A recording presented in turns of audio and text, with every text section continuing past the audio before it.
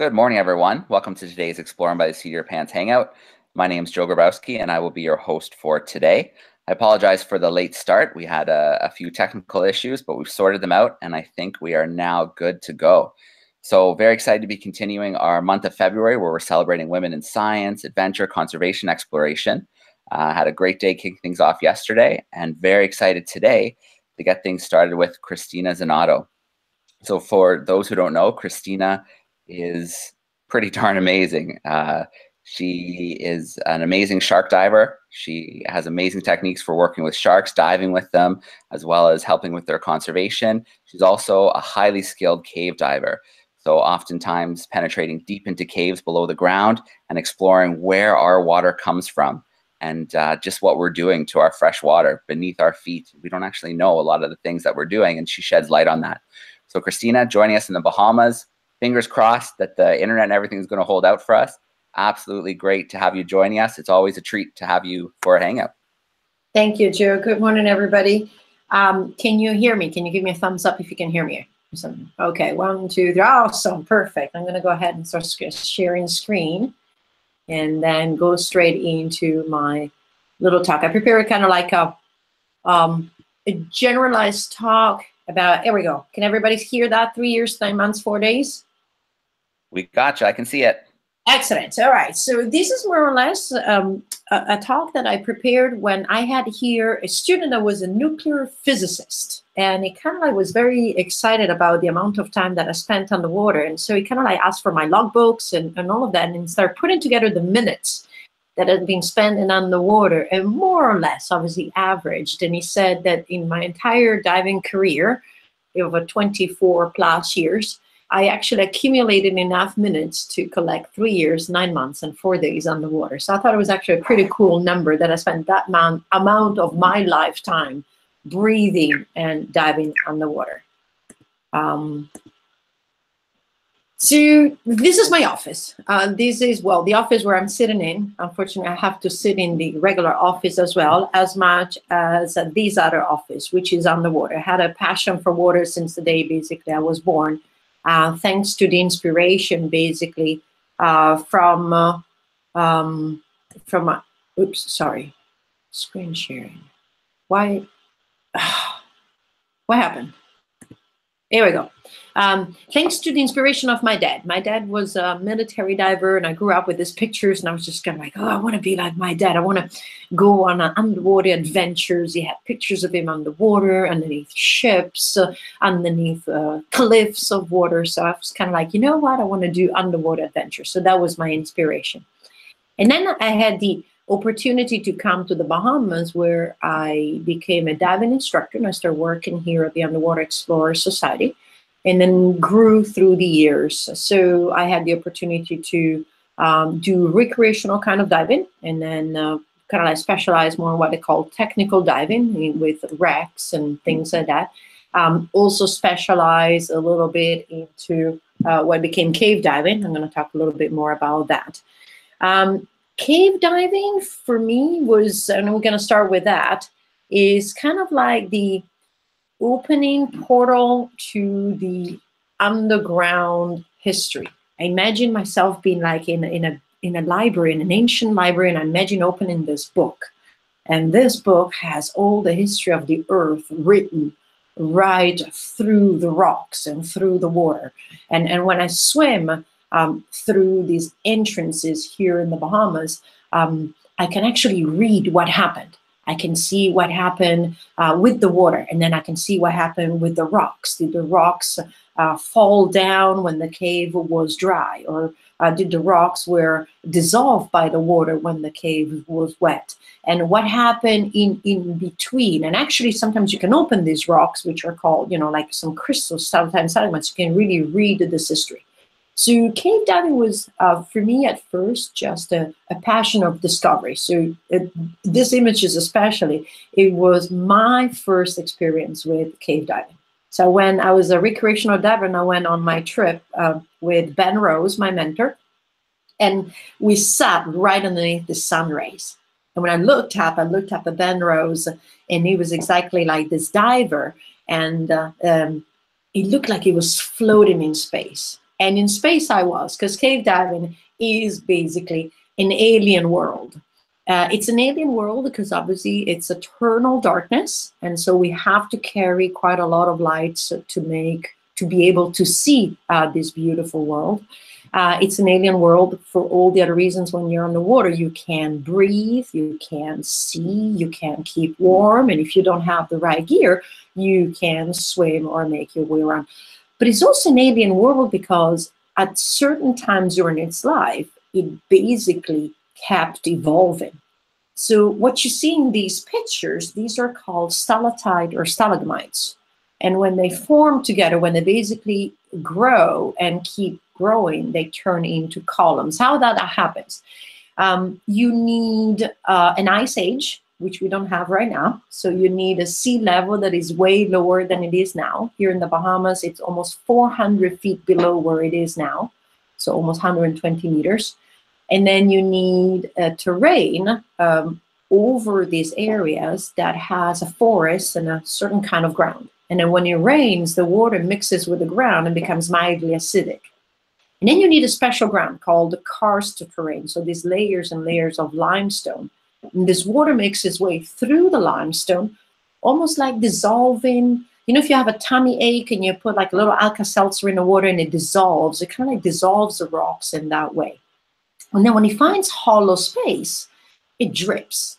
And while it drips, it leaves behind this sediment called calcite, which then transforms in these beautiful decorations that you see in these pictures. It's absolutely huge decorations. It took thousands and thousands of years to form, right?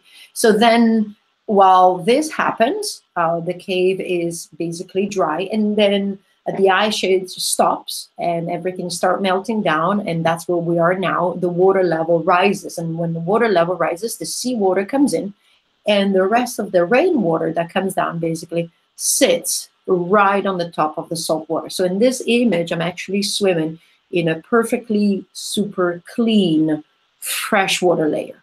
So it's really funny when people ask me, says, well, do you swim in freshwater or salt water? I actually say both. Because in any cave dive, I have to go through the freshwater to reach the saltwater. And some parts of the cave are in the freshwater, and some parts of the cave are in the saltwater. And it's very interesting because, you know, sometimes the cave, like in this image, could be like a tiny, tiny, tiny little opening. So through the years, I became first a cave diver and then a cave instructor. You learn to kind of like see a little hole in the ground with a little bit of water, and in your mind, many people think you're crazy, but it comes with experience and education and you know, try and error, and also maybe following other people. You see a little hole in the ground, you're thinking, oh yes, I'm going to go in and I'm going to see if I can find the cave. And we carry a different kind of gear than what we will be carrying in the open water. We basically carry all sorts of like redundant gear, so more tanks and more lights and more computers. So if something breaks, we can actually use something else to come out. This is another typical hole that you can find in the Bahamas. These are all inland caves. So again, this big lens that you see is pure fresh water that basically sits on top of this salt water. And takes a little bit, the scariest part for me is actually going down the ladder because I have a fear of heights. But I don't have a fear of caves. And then we have the beautiful ocean blue holes. The ocean blue holes are usually only salt water, and they are connected with the ocean water. Some are very coastal, some are in the middle of the ocean, and they sometimes require for me to actually use a boat to reach them. So that is extra work. We have to drive to get to the boat, to put all the gear in it, to go basically into these caves. And some of them don't even look that very nice once you get there. But they are, as you can see in this picture, very connected with the nature of the island. So all these holes, wherever, if they're inland, they have a lot of fresh water. If they're like on the edge, they connect with the ocean. But if they're at the edge, they also connect with the mangroves. And mangroves is a very, very important element of nature in these islands. They're actually our breeding grounds and nesting grounds for quite a lot of animals, small fish, conchs, corals, sponges, and all of that. So these caves are extremely connected, not only with the mangroves and the fresh water, but once you start looking into all of this, basically they connect something that can be 10 miles away with something that can be in the middle of the ocean. So as you swim through these mangroves, you basically start seeing all the work that they do of filtering the water and keeping it clean, or conquering the land and basically building more of these islands, or securing the land, the shorelines. The mangroves are very, very strong environment. It's pretty amazing. You can actually stand on these branches and they don't even move. And next to the mangroves, here is this live, healthy reef. So everything has evolved in a certain, in different ways. It's not that my timeline is one timeline. So I started cavern diving, and then I became a cave diver, and then I realized how beautiful the caves were, and I started cave diving for my passion. And then I started looking about how these caves really, like I said, had a history. And then I started asking questions and noticed that this history brought us from the past to the present, to the mangroves, to the freshwater, to this beautiful environment. I don't know if this picture is clear, but these are hundreds of thousands of juvenile fish that live protected into these mangroves areas. And so in my mind, I went realizing that it was not just a small coral ecosystem, but it was just the entire island, mangroves, caves, forest ecosystem. And so all of a sudden it also appeared very clear that what I do on this forest, or what I do on this shoreline, that what I do by, like a factory or something like that, may affect everything and everybody. Because these caves travel underground and the water travels from one place to the other. And with that, I start seeing like small baby sharks in these areas, and obviously the love for my sharks connected all of it all together even more so. So when people say, well, what is the relationship with sharks and caves, is like you need one to protect the other, and you need the other to protect the one. And it's like so extremely connected. So just like very, very amazing journey that I did through that. Not to mention the caves have their own unique fauna, like this lucifuga. This is a blind cave fish. And it actually is born with tiny little beady eyes that doesn't use, and they drop them as they grow up. And they sit almost motionless through the water. You can shine a big bright light on them, but they don't see it. But you can move your hand through the water and they can feel it. And then these caves have even more history. These are fossilized crocodile teeth. The first person to find fossils were Brian K. Cook, who's a fellow cave explorer here in the Bahamas. And then again, a full history of like crocodiles and tortoises and the relationship with the first inhabitants of this island. So then I found these bones of crocodiles and tortoises in a different cave. And furthermore, the healthy relationship of these caves with the health of the island. And lately, what I've been saying is the health of the people. So this is Ben's Cave. This was one of my first projects that I helped basically remapping and protect with the help of my cave diving buddy at the time, Arek Purse. And the orange stuff that you see, it's actually a live entity. It's basically the result of a bacterial element that lives inside the caves, and it's live and produces this kind of residual, right? But you can see the water is also very clean. So these are all samples or different kind of caves that I dive here in the Bahamas that have this beautiful clear water and there's amazing decorations. This is one of the caves in Abaco where Brian lives, with these absolutely stunning crystal ceilings. And you sit here and you can imagine this room when it was dry. Each and every one of those lines was dripping water, right? One drop at a time, this formation formed. Crystal ceiling. Sorry? Hello? Oh, we just had another class join, Cristina. Okay. So if you look at each of these lines, and now you start hearing the dripping of the water, drip, drip, drip, drip, drip, drip, drip, drip, drip, right? Excuse me one second.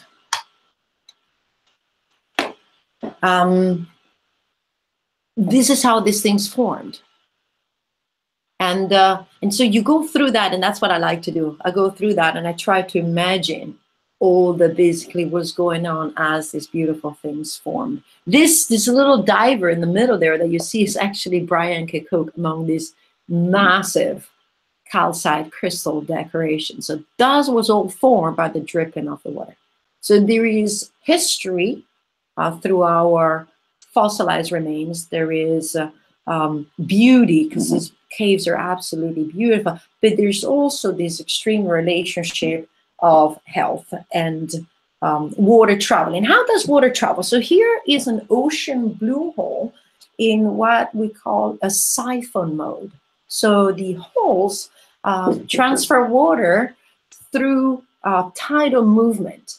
And these tidal movements either siphon the water in or blow the water out through cycles. Every 6 hours with the 20 minutes, excuse me one second.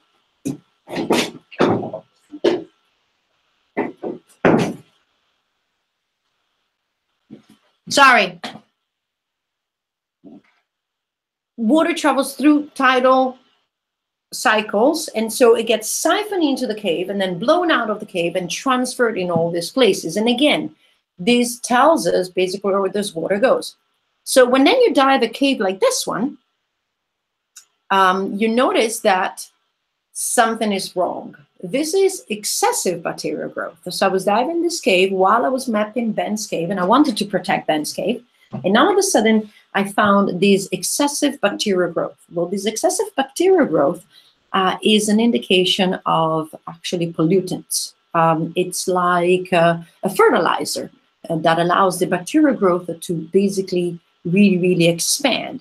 So as I found this cave, which had these beautiful decorations, but they're all damaged by this presence of bacterial growth, I used this cave to show to the Bahamas National Trust and people saying, hey, this area here that has been overdeveloped and overused is causing this under our feet. So we need to actually make sure that we protect the other areas that we haven't developed yet, so that that doesn't happen. So that is where I started to learn how to what we call survey the caves. So actually take maps of the caves and then overlap them nowadays with Google Earth and new technology, and tell the government and say, hey, look, underneath here, there's all these passageways and all this water and all this fresh water and all this healthy environment. We need to protect it. So the damaged cave that you saw basically had this kind of like areas, went from one land hole to an ocean hole.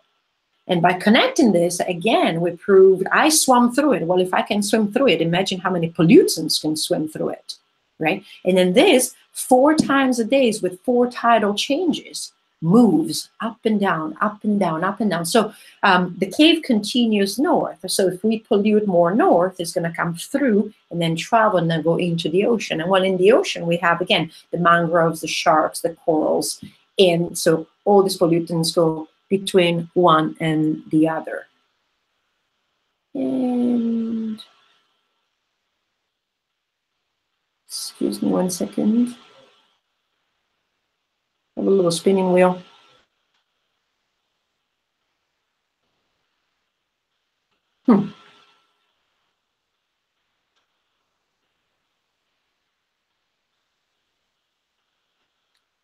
That's okay. Technology, like we've learned, sometimes it doesn't always go as fast as we'd like it to.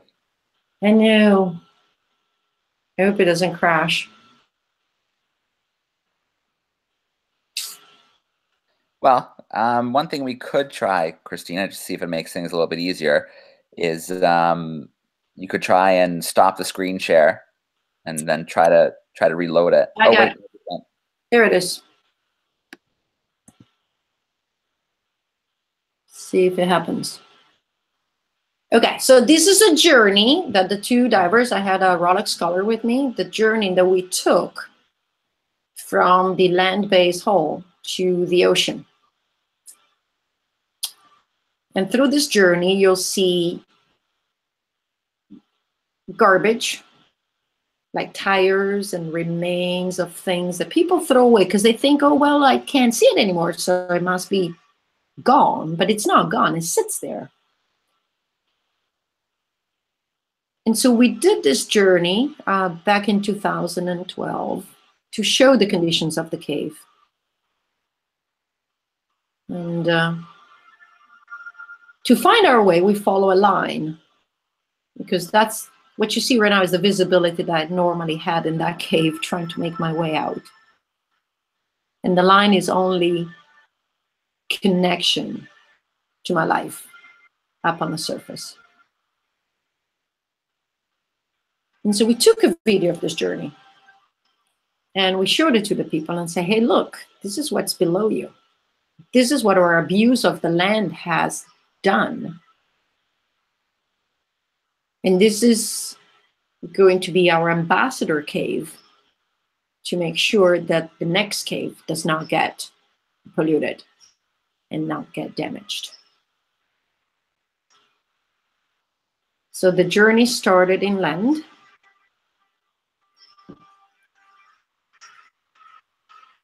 And goes towards the ocean.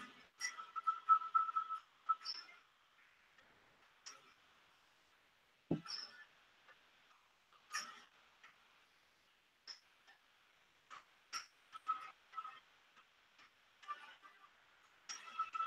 took me about 5 years to find this journey. It was not an easy one. And a lot of failed attempts. That's what people don't understand with exploration. They think you go in and you just find tunnels, but sometimes you go in and you keep banging your head against the wall till one day the cave decides to say, no, no, look, that way. You need to go that way. So it's a very interesting journey of a lot of attempts and failed attempts. And so as you reach the ocean, you start seeing ocean life like sponges and sargassums and fish. And like, you know, live growth, like right now, the cap corals that you see right there. And obviously we dive this cave only when the cave is pushing the water out, so that it pushes also us out. This is all the live animals that live right at the entrance. And then you can see the light.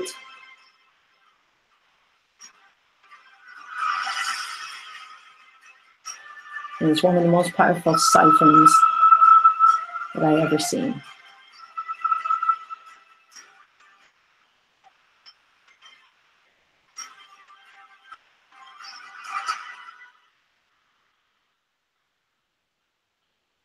So not only I explore and map, but then by taking images and, you know, talking to you or talking to the garment, we show the connections. We show the journey of the water, and basically that allows us to basically say, hey, look, this is the same thing.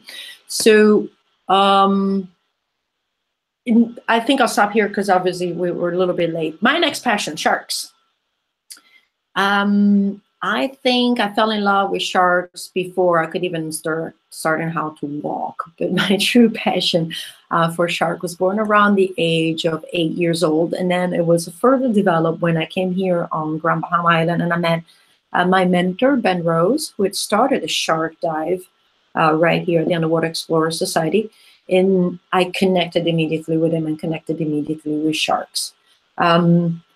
I follow my passion through the world. So I had the opportunity to go and see great whites in South Africa, cage diving, not without the cage. And I also had the opportunity to see these beautiful animals that do what it's called breaching. So basically jumping out of the ocean to capture their prey. I dived here in the Bahamas. We have over 40 species of sharks. So I dive with some of these species like the lemon sharks, and the tiger sharks. We have an area called Tiger Beach with up to sometimes 14, 15 tiger sharks all connect. I've been in the water with them. This is one of my favorite pictures of them that I took. So I've been looking at other people that work with sharks and also trying to explore and understand different sharks. This is a beautiful blue sharks up in the waters of Rhode Island. So It's a more of an open ocean, cold water kind of sharks. Again, very interested in people. I had the opportunity to have quite a few interactions. The way I interact with sharks is different depending on the species, depending on what I'm at. And some sharks I do not interact with. I then traveled to Fiji, which is a very unique place. And I met the people that consider the sharks gods. Fiji is one of those places in the Pacific where the history and the relationship of humans with sharks is actually a positive one. We're very unfamiliar with that in the Western world, but more in the Eastern world and the Pacific world, sharks are considered gods. And so I worked with people from the villages that worked with bull sharks and thorny nerve sharks and black tips and white tips. And the sharks have very much a different position into the society and the understanding and acceptance of these people. That was very much an eye-opener on how things, and we were already doing here that in the Bahamas, but how things managed from within, from the people that live right in the place, basically make things easier. So I had the opportunity also to work and feed bull sharks, and those bull sharks get very, very big. So it's very a unique experience. And then I worked with black tips and all sorts of like little white tips, all sorts of kind of little different sharks. If you notice, I'm just wearing a little glove. But the sharks I work with daily are the Caribbean reef sharks, which is a traditional tropical sharks of obviously the Caribbean. It's what I call a shark-shaped shark, about 2 feet, the 3.5 feet up to 8 feet long. The biggest one ever recorded is 9.6 feet. So it's like saying the biggest human being is 7.2 feet. And so the average is a little bit shorter. And the primary job that I did when I started with Ben Rose was basically to feed the sharks and bring the sharks around the divers that want to see the sharks. And I've been doing that for 24 years. But as I always here and work with these sharks, I basically learn to recognize them. And I learn a little bit about their personalities, and I learn a little bit about their physical characteristics, and I start watching them. I spend quite a lot of hours in the water with them. And one of the things that is pretty impressive, yes, I'm wearing a protection suit. I actually have a suit here. Maybe once we finish with the video, I'll show you a little bit. I'm standing in the middle of the sharks and I'm holding on to food in my hands. And I'm just spinning around with them. And all they do is just spin around with me. And this is one of the things that I show quite a lot, because people think that when you go in the water, sharks will be there to eat you. And the basic mistake is made is that when people hear the word shark, they only think maybe of 1, 2, 5, 6 species. There's actually over 500 species of sharks. And so when I say shark, it's like saying birds. So not all birds are black, not all birds sing, and not all birds fly. And it's the same thing with sharks, is we need to learn that each shark is very different. So we shouldn't ask the question, well, you know, if you go in the water, are you afraid to get attacked? It's like, well, what are you doing? Which sharks are you which? Are you on scuba dive? Are you spear fishing? Are you in bad visibility? Are you surfing where there are, for example, sharks that like to hunt seals and all of that? And that is one of the things that I try to teach people. So I feed sharks, and believe it or not, I have to feed sharks so that the sharks come close enough, because otherwise they wouldn't come close enough. And for my protection, I wear a stainless steel mesh suit, which I don't wear when I'm not feeding. This is to respect the nature of the sharks, but also to respect my knowledge. Basically, I want to do everything safe. It's like wearing a helmet if you're going on a bicycle, or wearing a seatbelt if you're driving a car. You don't expect to crash all the time or to fall off your bicycle every time. But the day you fall or you crash, you will be safe. So it's the same thing with the suit. We want to wear the suit to prevent accidental bites, to then save the name of the sharks and also save ourselves as knowledgeable people. And in between, we kind of like make friends with all sorts of creatures. And so once you start spending time on the water, it's not just the sharks, but it's really incredible how these animals, you realize that they are as intelligent as your dog, or as needy to be touched or to connect or to have an interaction as many of the animals we find on land. And it's something that, again, I try to connect people with. And this is foggy eye. This is one of those unique sharks that I established a relationship with several years back after I removed a very, very difficult hook out of her throat. And the now totally comes in just to basically be pet. So one of the myths that people have about sharks is sharks, if they stop swimming, they're actually gonna suffocate to death. Is actually not true. Most sharks are capable of ventilate while they're sitting still. It's called buccal pumping, and they're capable of pumping the water from their mouth through their gills, just the movement of their jaw. There's very, very few sharks that actually will have to continuously swim in order to ventilate. And this girl, her name is Crook. Most of the names come from physical characteristics. So when I tell somebody, oh, this is foggy eye, and I see the foggy eye, they're capable of recognizing her. I've known Crook for about 9 years. And this one is a foggy eye again. So this is actually the one that comes in. And they come in and they basically lean into me and they wanted to be pet, and then naturally sink down to the bottom where I pet them and remove parasites. And sometimes 2 sharks come in, sometimes 3 sharks come in. So it's not a forced behavior. It's the sharks select to come in. Some just basically, they see me kneeling down and they fly in and kind of like glide and bump into me as they basically want to all be pet. Meanwhile, all the other one just swim around and they sit there for, you know, sometimes seconds up to minutes. I had some sharks sitting there for about 40 minutes. Then unfortunately, I have to go. I have to go up and change my tanks and say goodbye. And so this work started to do that. And then slowly I realized that people were connecting with my connection. So that's where the kiss came out from, is my showing of my appreciation, love for sharks. And I hope that people will look at that and go, oh, wow, there's something that can be understood or done amongst the sharks. I'm not saying sharks love me. I'm saying I love sharks. And I hope that other people can love sharks the way I do through these images. So that is some of the work that I do, is I work with the sharks and I bring people down to actually experience what I do. And again, we bring up images for not everybody can maybe come down there and see something different. I mean, why would the shark just come in and lean into me to be rubbed? And it's kind of like, well, we maybe all like a little bit of a touch or the cuddle or of a connection. Now, I'm not saying that do that with every shark or every species.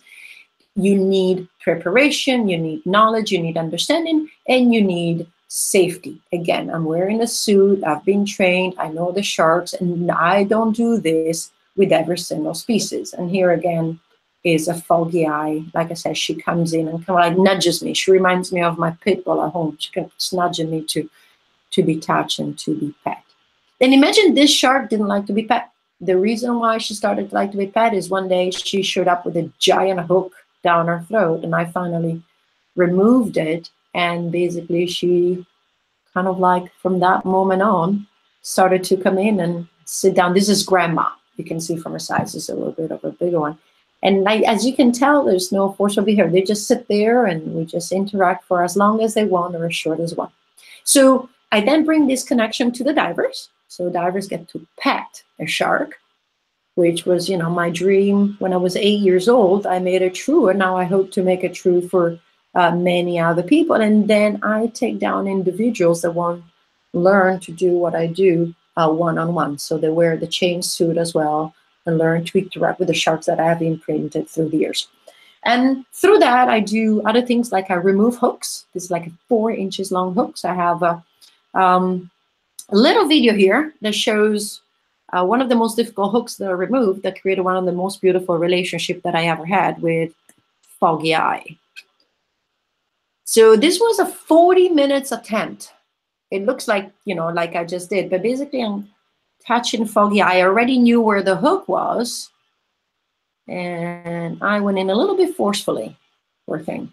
And obviously as she swims away, she kind of like hits me with her tail. All she's trying to do is run away from this crazy woman shoving an entire arm down her throat. I think we'll be running away from that. But that took 40 minutes. Why? Because obviously the animal does not understand pain. So every time I tried to wiggle the hook, she will swim away and then come back, and then swim away and then come back, and then swim away and then come back. And then finally, you grab the hook, and we're all happy. And from that day on, Foggy Eye became the shark that likes to be touched and just come in for a little bit of a column. So, you know, some people ask how, why? It's kind of like, well, I don't have all the answers. But through the years, I collected hundreds of hooks. A lot I gave away as presents. Quite a few I keep home. And I keep as a memory of all the things that I do. Through also putting the sharks to sleep, I've been helping scientists that want to come in. Like, this is a scientist collecting DNA in a non-intrusive way. So it's like holding a baby and a little pick, and then takes up some DNA to study the sharks. We also have the capabilities of, we have cataloged all our sharks through images, and we catalog them with the physical characteristics. Traditionally, take pictures of the dorsal fin and the tail. This is the tail of Stompy. And the tail of Stompy is called like that because, as you can see, it's missing a little piece. So it's very easy to recognize something when it comes up. These are old images. I used to put the shark into a vertical position. I started that back in 95. And it was something that came, I was like, you know, here's a picture, 1995, when I did that. And what happened is, at that time, people were absolutely mesmerized by the fact that a shark not only allowed me to pet them, but also, wow, I didn't know a shark could do that. And so I used to use this vertical thing to tell people, say, well, what else don't you know about sharks? Did you know that? And did you know that there are 500 species of sharks? So that used to be a little bit my signature. In the latest years, I kind of like stopped doing that because it became almost like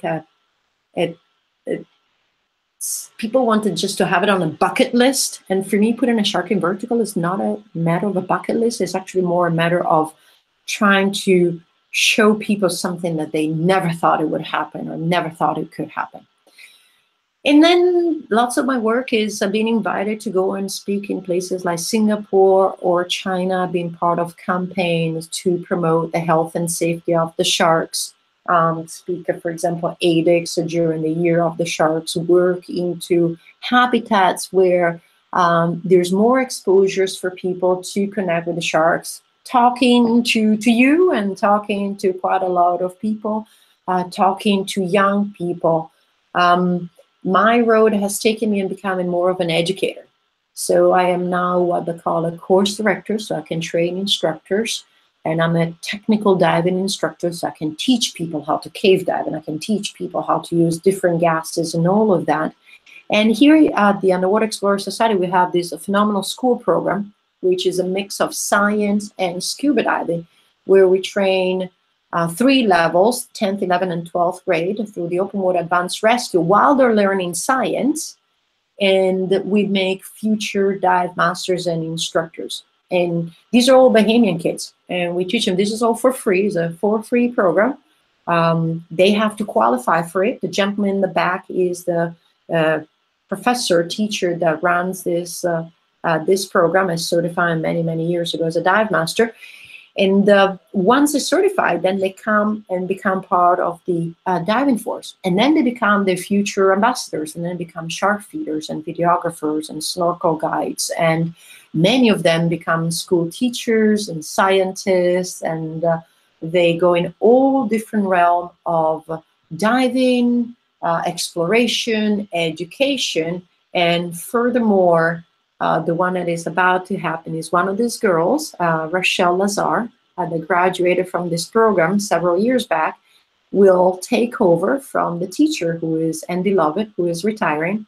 For me, opening and closing one of the most beautiful circles ever. Rochelle came up through this program, and now will be running this program. So opening the ocean world to quite a lot of people. And then again, when I'm not feeding, I can freely go swimming with the sharks without any protection or anything like that. And how do we do that? We do that through knowledge and understanding. So rather than be afraid of something, we need to start looking into it and understand basically how it works. I'm going to close with this little video, which I think is one of the most beautiful video that kind of like tells a little bit more of my stories. Maybe they've been able to capture what I'm trying to say to you through images. Hope you enjoy it.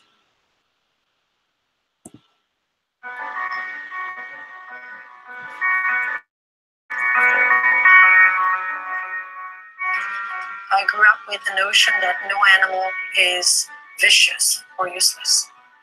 Every animal has a role and a vital importance in the chain of nature. To be with them on a daily basis, to work with them, to be told that I had a gift with them, it's a beautiful feeling.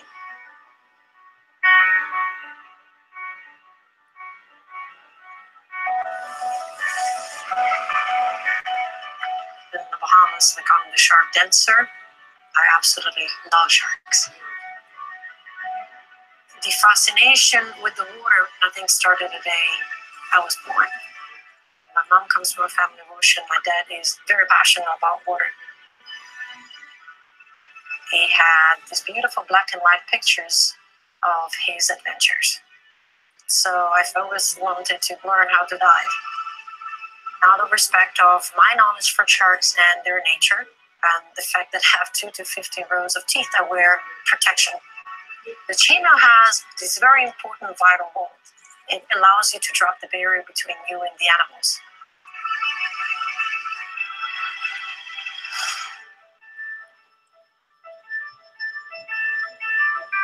They do have a certain level of personality. People would never think that. They may have, better days or worse days. Some learn really fast. Some learn a little bit slower, almost like us. The first time I touched a shark, I thought it could not be true. It's like the thing that you always wait for your entire lifetime, and you're thinking, is this true or not? When I'm with the sharks, I can tell if something has been disturbing them. The need to be understood, but also the need to be protected. For each hook I remove, I know I've done something for one of my sharks. I don't expect to save all the sharks in the world, but when I can reach out and take the pain away, I will. For me, it's very clear what the shark is trying to tell me. I can tell from the way they react to my hand reaching out.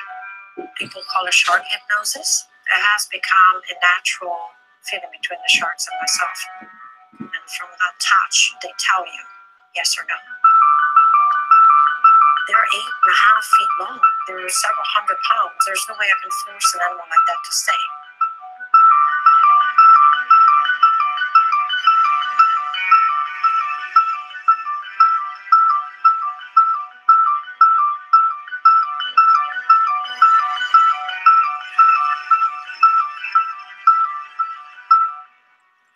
Touch is the way I communicate with them.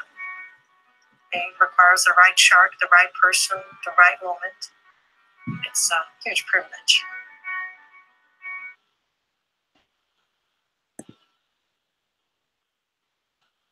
Here we go.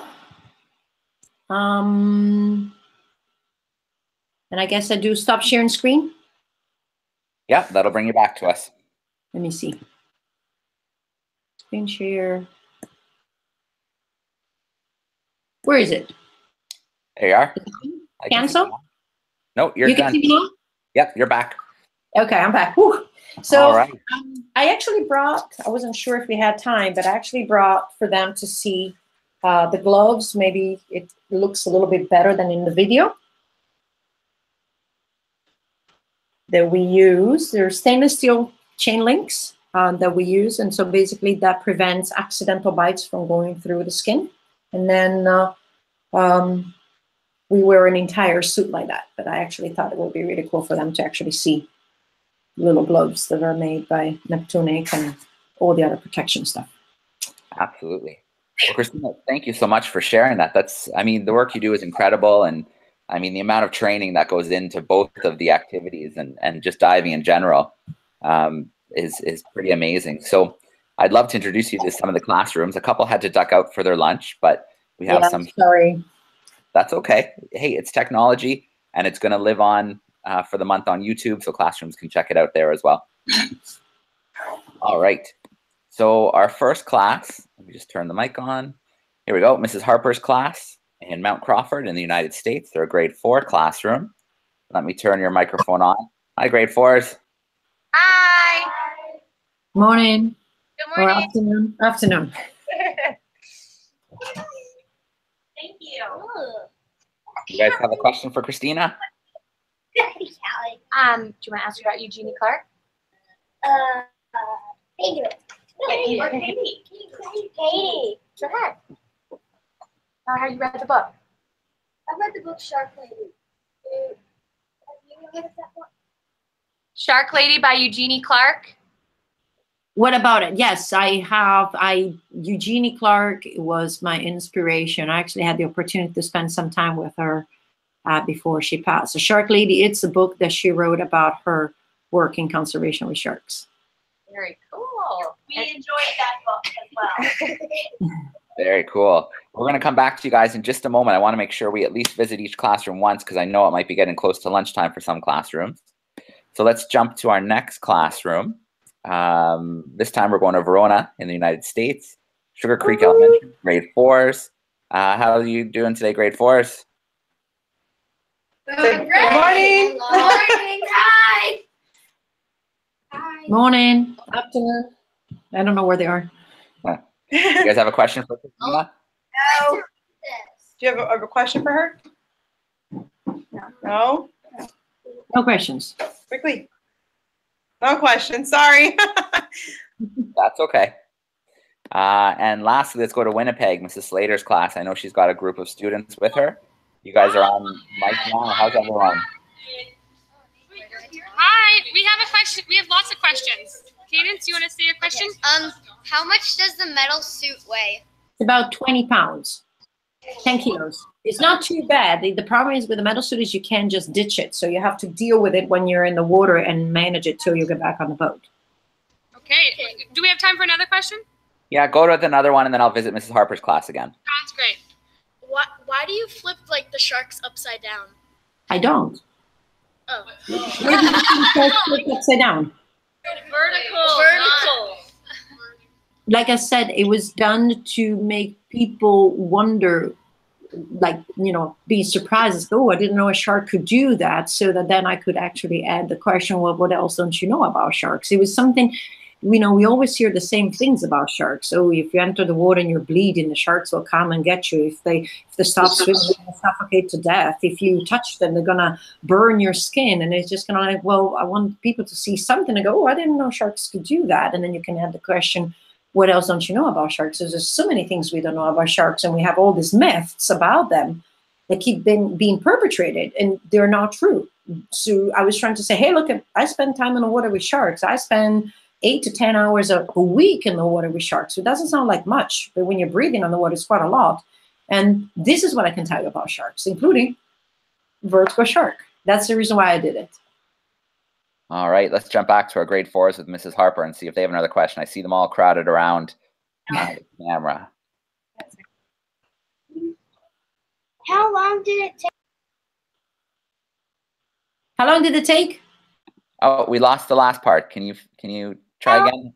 How long did it take to get to the inland cave to the outland cave? To the ocean. About 5 years. But what about on that single dive? How long did it take? Single dive is about an hour and 45 minutes, one way.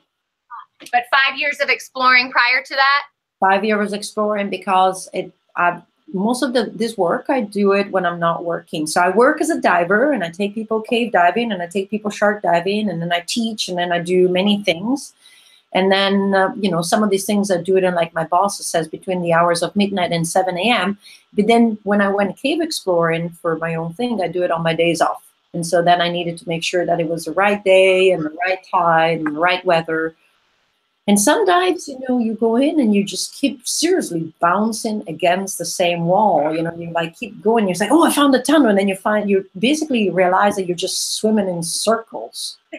And then one day, finally, the cave just looks different and you just go one way instead of another. It takes a lot of time and dedication and repetition. That's usually why I put that title, because it's not that one day I woke up and said, oh, I'm going to be a cave explorer. I spent hours and hours and hours and hours just cave diving and looking at the lines and swimming where other people have been swimming and improving my skills, and then slowly start seeing things that I hadn't seen before. Maybe swimming by a tunnel that I swum 1,000 times through before, like it happened on January 1st this year. And all of a sudden, the tunnel looked completely different, and I put in another 1,200 feet of line. Very cool. All right. Do you guys have one more question? Then we'll visit Mrs. Slater's class again. I think we're okay. Thank you. All right. Thank you. Those were great questions. All right. Just before we switch to Mrs. Slater's class, we have a question online from a class in Guelph, Ontario, Mrs. Mack's class. And they're wondering, do you still get nervous when you go down with the sharks, or at this stage, are you just completely relaxed? And Never been nervous. I was very lucky that my mom and dad taught me that sharks are just animals, not monsters, not myths, nothing that you cannot look, understand, appreciate, and respect. So I've never been afraid of sharks. I've been respectful of sharks. I've had moments in which I said, today I'm not going in the water, because in this instance, in this environment, with these sharks in this area, today is not my place to go in the water. And maybe that is the first lesson we need to learn, is killing sharks to make the water safe. It's absolutely the most bizarre thing I ever heard in my life, is that sharks belong to the water, humans don't. So it's our job to understand when we should be in the water and when not. But no, I've never been afraid of sharks. Mm-hmm.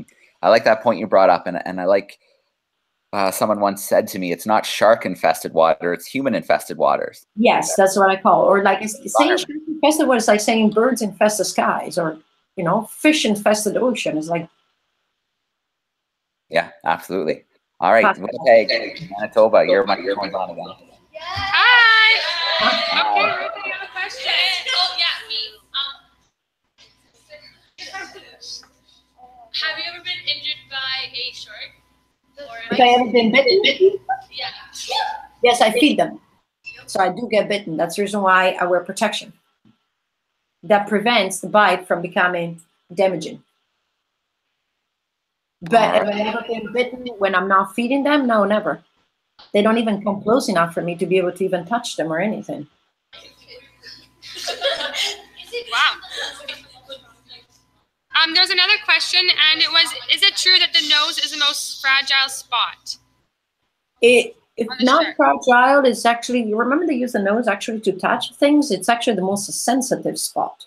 And they also have like a series of organs called ampullae of Lorenzini, those giant, they look like giant pores, that actually allows them to feel electromagnetic fields. So they might be able to feel brain waves, or, you know, for example, my sharks are attracted by the recharging of the strobes when it sends out those magnetic things, or they're attracted by underwater machineries, or like the great whites, they're known to go and try to bite the propellers of a boat, because maybe the metal with the salt water emits a little bit of a wave that we cannot even feel. It's, for me, it's trying to understand what a shark feels, considering they have 7 senses instead of 5. I think our brain does not have the capability to comprehend how they feel their environment compared to how we feel it. And think about how fine-tuned we are. Imagine, you know, think about a blind person that can hear so much and smell so much and all that. Well, imagine how a shark not only has a 5 sense, it actually has 7 senses. So that is the fascinating thing about them, is how in tune are they with an environment that we cannot even tell? What is disturbing them from 10 miles away that we cannot even fathom it's there? All right, Cristina, thank you so much. I know we got off to a slow start with the technology, but it's always my fault as well. Bahamian internet. It's the Bahamas. Some days it works out perfectly, and some days not so much. So at least we were able to spend some time together, and Obviously, it's incredible to have you joining us as we celebrate women in science and exploration. And in a minute, I'll let Mrs. Slater's class say goodbye and thank you, because they're going to have to do a nice plan to make up for the other classrooms who had to leave for lunch. But this will be up on the site throughout the month of February, and there'll be lots more classrooms checking out your work and hopefully being inspired to learn a little bit more about our freshwater as well as sharks. And I think you do an excellent job combating a lot of the myths that are out there surrounding sharks. Thank you, Joe. Thank you, everybody. All right, Mrs. Slater's group, if you guys want to be nice and loud, say goodbye and thank you, and we'll sign off for today. Thank you. Excellent job. All right. Thank you so much, everyone. Cristina, again, thank you so much. And we look forward to doing this again in the future. Me too. Thank you.